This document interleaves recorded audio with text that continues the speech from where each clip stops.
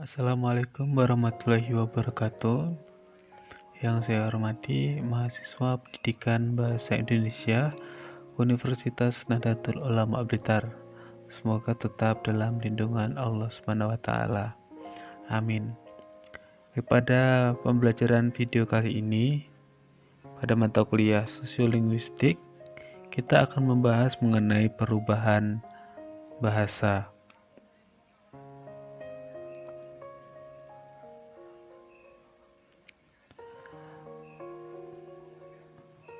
Fenomena perubahan bahasa merupakan fenomena di mana bahasa sebagai salah satu sistem yang memiliki kaidah mengalami perubahan dalam kaidahnya. Karena bahasa ini bersifat dinamis, karena kedinamisan tersebut, maka bahasa senantiasa berubah dari waktu ke waktu.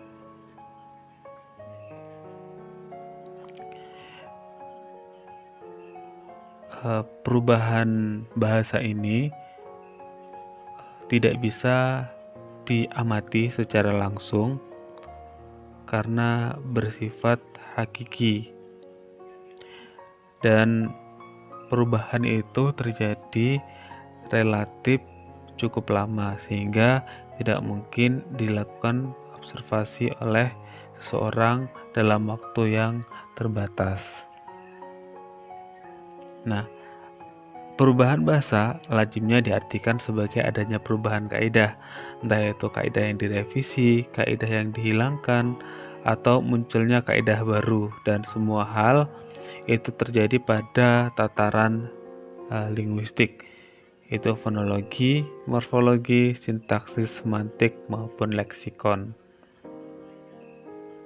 Ini seperti yang saya sebutkan tadi di awal bahwa perubahan bahasa itu hampir pada semua tataran linguistik. Fonologi, morfologi, sintaksis, semantik, maupun leksikon. Jadi kita akan bahas satu persatu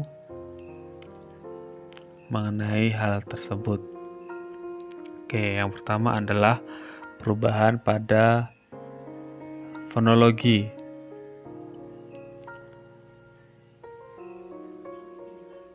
Perubahan bunyi terjadi ketika seorang berjalan, seiring berjalannya waktu, bunyi itu akan menggantikan bunyi yang lain atau ketika bunyi itu menghilang.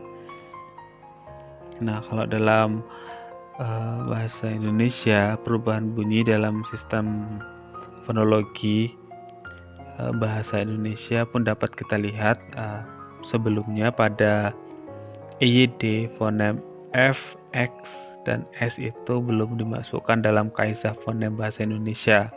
Tetapi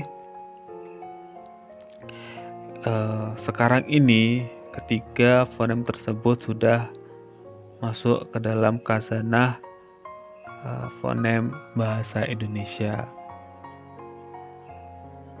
Nah, yang kedua pada tataran morfologi. Pada tataran morfologi, perubahan bahasa dapat juga terjadi dalam bidang morfologi, yaitu dalam proses pembentukan kata. Nah, ini contohnya dalam bahasa Indonesia ada proses penasalan dalam proses pembentukan kata dengan prefiks me dan pe. Ya, selanjutnya pada tataran sintaksis.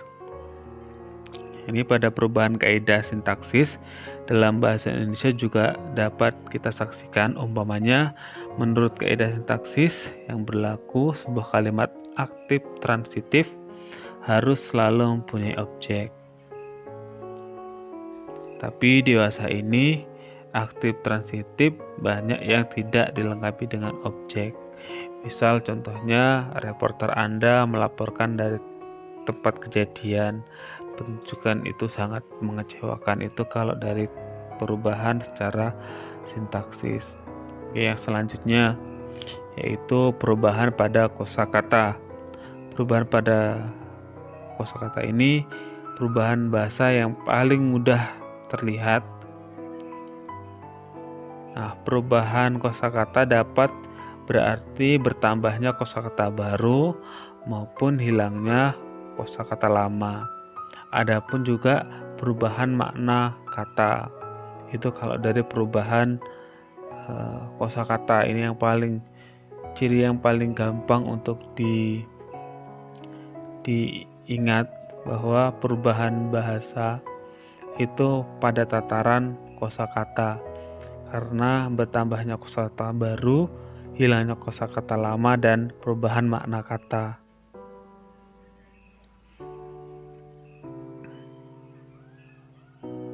Nah, ini pada perubahan semantik ini ya, pada perubahan semantik ini biasanya karena berubahnya makna, misal kata A, terus kemudian pada saat ini berubah menjadi makna B. Itu perubahan secara semantik. Nah, ini ada beberapa faktor yang mempengaruhi perubahan bahasa. Yang pertama adalah status sosial. Yang kedua adalah gender, dan yang ketiga adalah interaksi atau interaction. Nah, kalau status sosial tentu bahasa yang memiliki prestis yang tinggi atau status yang tinggi maka banyak sekali diikuti oleh masyarakat tutur. Itu yang kalau dari status sosial. Yang kedua dari gender. Nah, ini berkaitan dengan gender. Ini ada sebuah penelitian yang dilakukan oleh Rahayu dan Ari Listiorini pada tahun 2010 mengenai sikap bahasa wanita karir dan implikasinya terhadap pemertahanan bahasa Jawa. Nah, ini dalam penelitian ini penggunaan bahasa Jawa relatif masih baik, tetapi tidak diucapkan ketika situasi yang informal.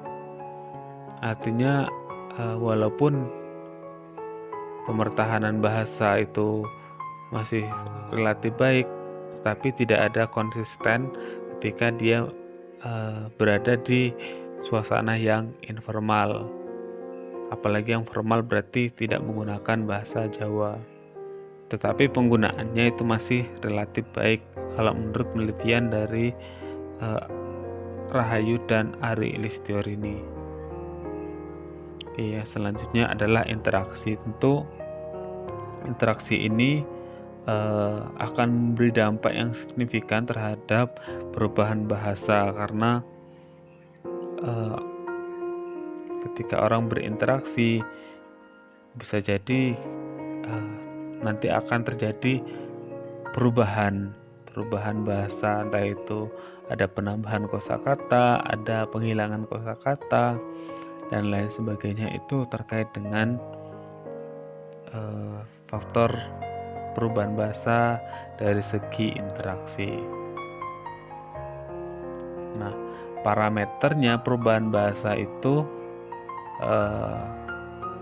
kalau tadi tidak bisa observasi dalam waktu yang terbatas. Nah, parameter perubahannya adalah terjadinya perubahan kosakata. Itu yang paling gampang untuk diingat.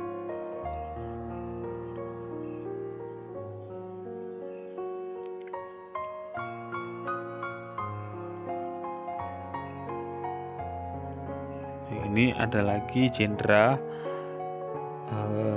tahun 2010 mengungkapkan bahwa faktor bahasa itu disebabkan oleh faktor internal dan faktor eksternal. Nah, faktor internal itu berkaitan dengan bahasa itu sendiri, sedangkan faktor eksternalnya itu dari imigrasi, invention of technology, economic and social value, dan political situation. itu dari segi internal dan eksternal. Kalau internal itu dari bahasa itu sendiri, sedangkan eksternal itu dari luar. Nah, ini contohnya imigrasi, terus invention teknologi, economic and social value, politik situation, itu juga akan memberi pengaruh kepada perubahan-perubahan bahasa. Oke, demikian pembahasan kita mengenai perubahan bahasa. Jika teman-teman ada pertanyaan yang akan disampaikan, silahkan tulis di kolom komentar. Nanti akan saya jawab di sana. Mungkin penjelasan mengenai materi perubahan bahasa cukup sekian. Saya akhiri. Wassalamualaikum warahmatullahi wabarakatuh.